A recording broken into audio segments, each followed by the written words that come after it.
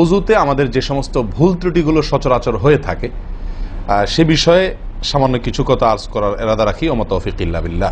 এই অজুর বিষয়ে আমাদের বেশ কিছু ত্রুটি, বেশ কিছু ভুল ভ্রান্তি হয়ে থাকে। অজুর যে ভুলগুলো হয়তো আপনিও করেন, আমরাও করছি প্রতিনিয়ত, কিন্তু জানি না। তো সেগুলো নিয়ে আমরা সংক্ষেপে আলোচনা করব।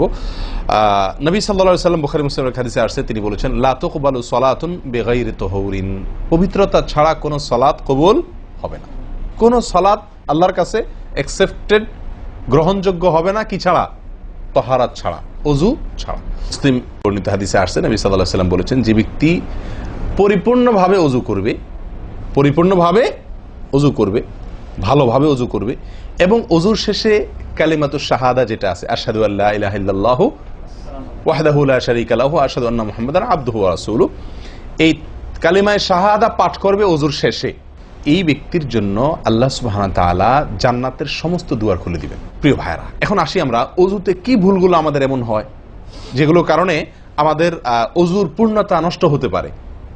তার ভিতরে এক নম্বরের ভুল হলো, যেটি আমাদের হয়ে থাকে অজুর ক্ষেত্রে অনেকেরই, সেটা হলো বিসমিল্লাহ পাঠ না করা। অজুর শুরুতে কি পাঠ করতে হয়? বিসমিল্লাহ। আপনি যখন হাত ধুয়ে তো অজু শুরু করবেন, দুই হাতের কবজি দুই হাতে অজু শুরু করবেন না, প্রথম কাজ, তার আগে আপনি কি করবেন? বিসমিল্লাহ। বিসমিল্লাহ বলে হাত ধুয়ে তারপর অজু শুরু করবেন। বহু লোক আছি আমরা, অজুখানায় ওই গল্প করতেছি, আড্ডা মারতেছি, কথাবার্তা বলতেছি, এই বলতে বলতে অজু শুরু করে দিছি। তাহলে বিসমিল্লাহ কখন পড়তেছি? বিসমিল্লাহটা অনেক সময় অমনোযোগিতার কারণে, অবহেলার কারণে, অন্যমনস্কতার কারণে বিসমিল্লাহটা অনেক সময় আমরা বলতে ভুলে যাই। অথচ এই বিসমিল্লাহ পাঠ করা অজু শুরুতে অনেক বিশেষজ্ঞ আলেমের মতে ফরজ। অনেকে বলেন বিসমিল্লাহ পাঠ না করলে অজুই হবে না, আপনি যদি ভুলে বাদ দেন অজু হলো না। যদিও সংখ্যাগরিষ্ঠ ওলামাদের মতে এটা না, তাদের মতে বিসমিল্লাহ পাঠ করা এটা অজুর সুন্নাহ। এটা হলো অজুর কি? সুন্নাহ। এটা আপনি যদি বিসমিল্লাহ বলে যদি অজু শুরু করেন, তাহলে অজুটার ভিতরে পূর্ণাঙ্গতা আসলো। দ্বিতীয় যে ভুলটি হয় ভাই, 199 জনের বলবো, তার চেয়ে বেশি হতে পারে, হাজারের ভিতরে 10 জন মানুষের হয় কিনা আমার সন্দেহ আছে এই কাজটা সঠিকভাবে করতে পারি না। সেটা হলো অজুর সময় মিসওয়াক করা। অজুর সময় কি করা ভাই? মিসওয়াক করা। এটি এত গুরুত্বপূর্ণ সুন্নাহ যে নবী সাল্লাল্লাহু আলাইহি ওয়াসাল্লাম বলেছেন, বুখারীর হাদিস, লাউলা আন আশুক্কা আলা উম্মতি লা আমারতুহুম বিসওয়াকি ইনদা কুল্লি ওযু। বুখারীর হাদিস। নবী সাল্লাল্লাহু আলাইহি ওয়াসাল্লাম বলেন, আমার উম্মতের জন্য যদি কঠিন না হতো, তাদের জন্য কষ্টের কারণ না হতো, তাহলে আমি তাদেরকে বাধ্যতামূলক করে দিতাম, ফরজ করে দিতাম কি? প্রত্যেক অজুর সময় মিসওয়াক করা। হাদিস থেকে, তার বক্তব্য থেকে বোঝা যায় যে অজুর সময় মিসওয়াকের গুরুত্ব তার কাছে কত বেশি ছিল। 3 নম্বর যে ভুলটা আমাদের হয়ে থাকে সেটা হলো কুলির মধ্যে। দেখেন, প্রত্যেকটা কাজেই কিন্তু আমি একটা একটা করে আপনার দেখাচ্ছি অজুর প্রত্যেকটা কাজে আমাদের ত্রুটিগুলো হয় কিভাবে। দেখেন, কুলির সময় ভুল হয়। কি ভুল হয়? কুলিটা যেভাবে করার কথা সেভাবে আমরা করি না। হাদিসে কুলির বিষয়ের নির্দেশ এসছে, সেটাকে বলা হয়েছে মদমাদা। মদমাদা আরবি শব্দ, এটার বাংলা অর্থ হয় কুলি করা বা কুলকুচি করা বা কুলকুচা করা। এই কুলি বা কুলকুচা এটা হলো মুখের ভিতরে আপনি হাতের কোষে করে পানি নিয়ে মুখে নাড়বেন, এরপরে ফেলবেন, আবার হাতে নিবেন, কিছু সময় নাড়বেন, 1 সেকেন্ড হোক 2 সেকেন্ড হোক, এরপরে ফেলবেন। এটা হলো কুলি বা কুলকুচা। আমরা বেশিরভাগ সময় এরকম করি আলহামদুলিল্লাহ। যখন ব্যস্ত থাকি, যখন হুলস্থুল থাকে, কোনো সময় কোনো কাজের তাড়া থাকে, তখন অনেক সময় আমরা কি করি? হয় কি না হয় না? মুখে নিলাম আর ঢাললাম, মুখে নিলাম আর ঢাললাম। আমি জানি না আপনাদের হয় কিনা এরকম। আমি দেখছি এরকম অনেক সময় হয়। আপনারা একমত কিনা? নিলাম মানে ব্যস্ততার কারণে, হয়তো জামাত শেষ হয়ে যাচ্ছে বা অন্য কোনো কারণ আছে, অথবা দেরিতে আসছি, তো তখন মুখের ভিতর নেওয়াও আর ফেলাও, এতে কলি হবে না। নাম্বার 4, নাকে পানি দেওয়া। দেখেন, একটা একটা করে দেখেন, প্রত্যেকটাতে ত্রুটি আছে। আল্লাহুল মুস্তাআন। নাকে পানি দেওয়া। নাকে পানি দেওয়ার যে নির্দেশ আসছে হাদিসে, এটাকে বলা হয় ইস্তেনশাক। ইস্তেনশাক শব্দের মূল অর্থ হলো পানি টানা, নাকে পানি টানা। আমরা নাকে পানি টানি না, দেইও না। একটা হলো দেওয়া, একটা হলো ছিটানো, আর একটা হলো টানা। টানা হলো এ ক্লাসের অজুতে নাকে পানি টানবেন, বি ক্লাসের অজুতে নাকে পানি দিবেন, থার্ড ক্লাসের অজুতে নাকে পানি ছিটাবেন। আমি কি বুঝতে পারছি? তো আমরা বেশিরভাগ লোক থার্ড ক্লাসের উজু, সারা জীবন থার্ড ক্লাসের উজু করি। আপনি থার্ড ক্লাসের উজু করে আপনি জান্নাতে যাবেন? ফার্স্ট ক্লাসে থাইকাও তো যাইতে কঠিন হয়ে যায়। আপনি থার্ড ক্লাসের উজু করে কিভাবে আপনি সালাতের খুলবেন, তালা খুলবেন, কিভাবে আপনি জান্নাতে যাবেন? অতএব ভাই, এই নাকে পানি দেওয়ার বিষয়ে সাবধান থাকতে হবে। দেখুন, নিয়ম হলো আপনি হাতের কোষে পানি নিয়ে নাকে ধরলেন, নাকে ধরে হালকা কি করবেন? টান দিবেন, হালকা টান দিবেন, হালকা টান। কারণ একটু জোরে টান হয়ে গেলে সেটা কি হয়ে যাবে? নাকের তালু তো উঠবে, আপনার কষ্টের কারণ হবে। শরীয়ত আপনাকে কষ্ট দিতে চায় না, শরীয়ত আপনাকে কষ্ট দিতে চায় না। আল্লাহ সুবহানাহু ওয়া তাআলা চান না আমরা কোনো কষ্টে নিপতিত হই। অতএব আমি এমন জোরে টান দেবো না যে নাকের তালু তোড়ে, কিন্তু হালকা একটু টান দেবো যাতে করে অন্তত সামান্য একটু ভেতরে পানিটা যায়। নাকে পানি দেওয়ার উদ্দেশ্য আর কুলি করার উদ্দেশ্য এক। নাকে পানি দেওয়ার উদ্দেশ্য হলো নাকের ভেতরের যে ময়লাগুলা, ধারে কাছে যে ময়লাগুলা আছে, এগুলো যেন পরিষ্কার হয়ে যায়। আল্লাহর দরবারে দাঁড়াবো পরিচ্ছন্ন হয়ে, পবিত্র হয়ে।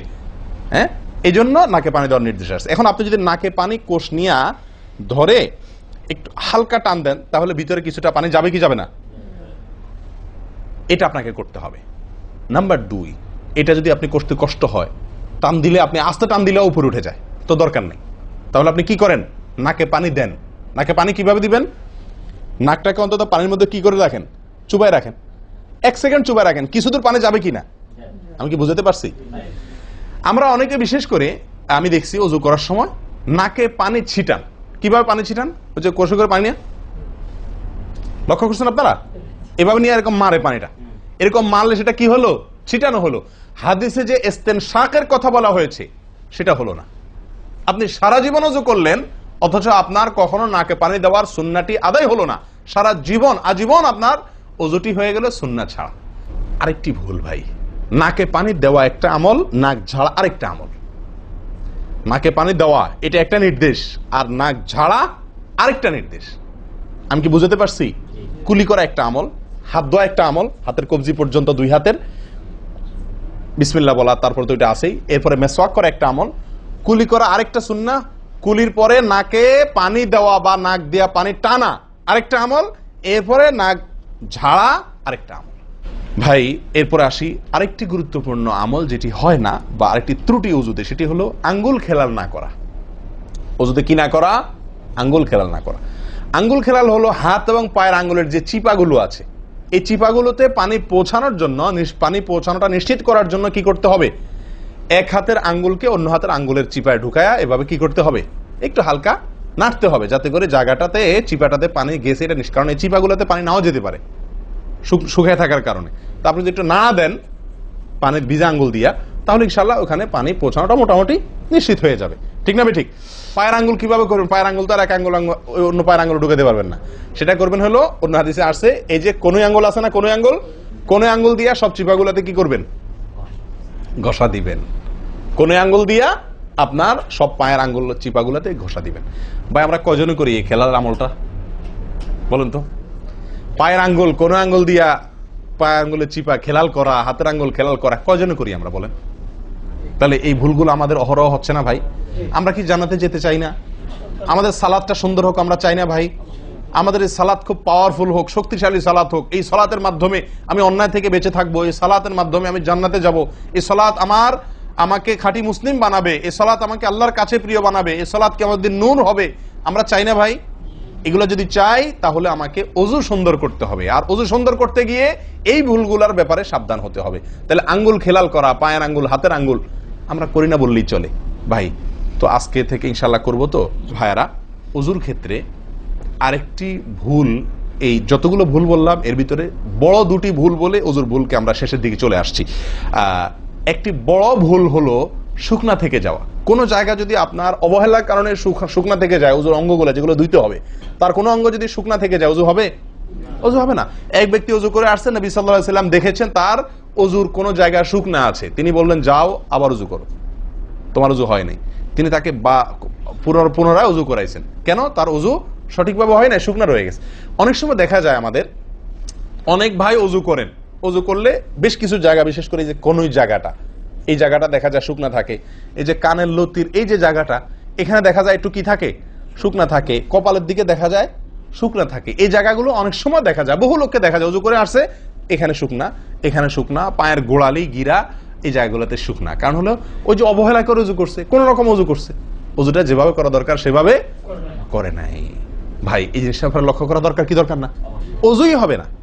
এই যে ভুলগুলো বললাম এগুলা হলে আপনার অজু হয়ে যাবে, কাগজে কলমে অজু হয়ে যাবে। কিন্তু এখনকার যে ভুলটা বললাম, যদি শুকনা না থাইকা যা আল্লাহ মাফ করেন, তাহলে কাগজে কলমে অজু হবে না, কাগজে কলমেও কি হবে না? অজু হবে না। এত জঘন্য। সাবধান থাকার দরকার কি দরকার না?